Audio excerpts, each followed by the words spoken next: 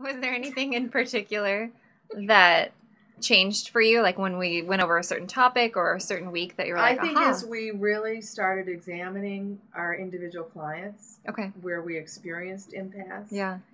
and I started understanding it more as, I missed some of the classes, so it was, there were pieces that I missed.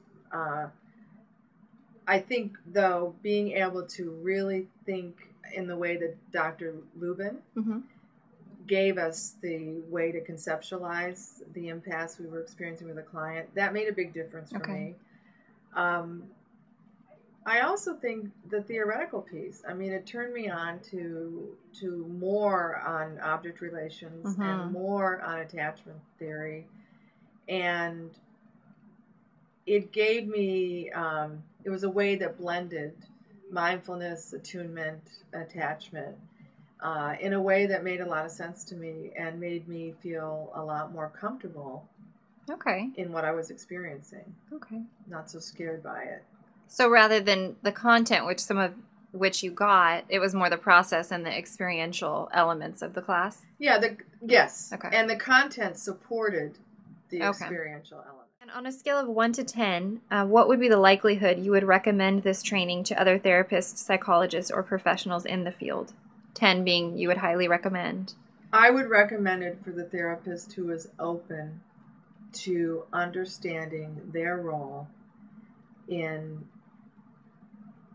not creating enough empathy with the clients they work with. In other words, I don't think this is a class for someone who's not introspective.